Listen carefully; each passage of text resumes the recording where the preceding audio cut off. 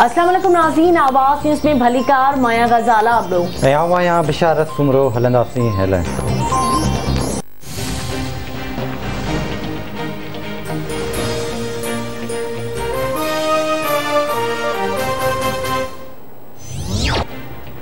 NCOC सॼे मुल्क में सख़्तियूं करे रहियो आहे। डेल्टा वायरस खे रोकियो वियो त ॿीहर कारोबार खे खोलियो वेंदो। जेकॾहिं असां मास्क इस्तेमालु न कयो त डेल्टा वायरस ते बि ज़ाब्तो अची वेंदो। कोरोना मामले ते कुझु मुखालिफ़ मुनाफ़िक़त जो मुज़ाहिरो करे रहिया आहिनि। सिंध सरकार जे तर्जुमान मुर्तज़ा वाब जी प्रेस कॉन्फ्रेंस चयाईं कचियुनि आबादियुनि में रहंदड़ माण्हुनि खे सहूलियतूं फ़राहम कयूं वेंदियूं। सिंध हुकूमत फ़ैसिला कंदी आहे त PTI वारा अवाम खे भड़काईंदा आहिनि। अवाम वैक्सीनेशन मुहिम में हुकूमत जो साथ ॾिए।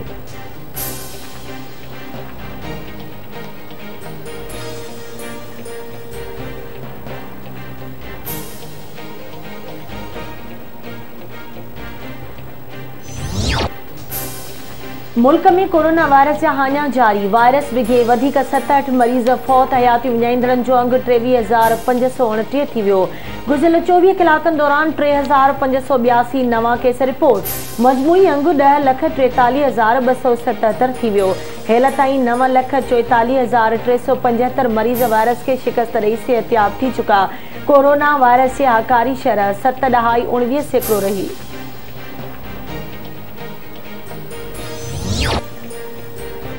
सिंध में जुज़वी लॉकडाउन जो चौथो ॾियारो। कराची, हैदराबाद, नवाबशाह, मीरपुर ख़ास, सखर ऐं लाड़कानी डिवीज़न जे केतिरनि ई शहरनि में लॉकडाउन जी भञकड़ी। कारोबार ऐं ट्रांसपोर्ट खुलियल। टंडो, अलाया, रोहिड़ी, मोरो ऐं खिपरो में SOPs जी भञकड़ी मालपड़ियूं लॻायूं वेयूं। माण्हुनि जी पीउ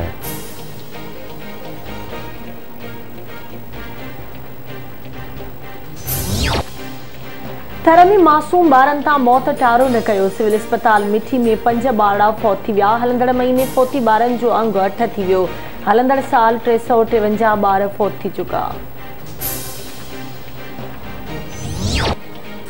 लाड़काने में मई मकोल भरिसां ॻोठ पारो अबड़ो में पाणी जी खॾ में विझंदे 3 ॿार ॿुॾी विया।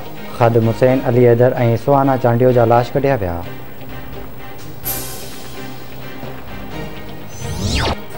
दादू में मखदूम बिलावल भरसां ट्रैक्टर कल्टी। नौजवान कमाल जमाली फौत। फौती नौजवान ॻोठ दोस्त मोहम्मद मरी जो रहवासी ॿुधाए पियो वञे। लकी गुलाम शाह में सखर शिकारपुर रोड ते शहर लाड़े वटि गाॾीअ जे टक्कर में अणॼातल शख़्स फौत। पुलिस वाक़े वारे हंधि पहुची लाश खणाए अस्पताल पहुचायो।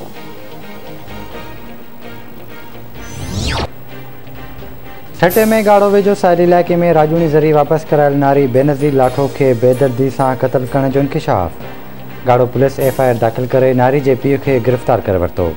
नारी जी क़बर ते पुलिस मुक़रर। नारी जे मुड़ुस रजब अली उनड़ जी फ़रियाद ते क़त्ल ऐं खून लिकाइण जी FIR 4 ॼणनि ख़िलाफ़ दाख़िल।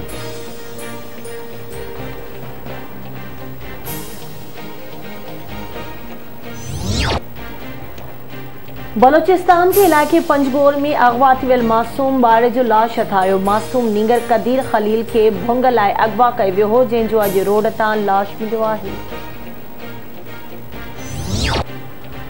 ओबावड़ो भरिसां ॻोठ रही बुअड़ वासी चाचो ऐं भाइटियो हथियारबंद नथा मुबैना तौरु अगवा। हथियारबंद रुख़सार बुअड़ ऐं अलीगुल बुअड़ खे अगवा करे विया। मुरीद शाख भरिसां खंबड़ा थाणे जी हद मां धाड़ियल नथा अगवा थी वियल कश्मोर वासी हिंदू नौजवान सिरोन कुमार बाज़ियाब थी घर पहुची वियो। इलाइक़े में चौबोल आहिनि त मुफ़्ती खे 40 लख भुंग भरे बाज़ियाब करायो वियो आहे।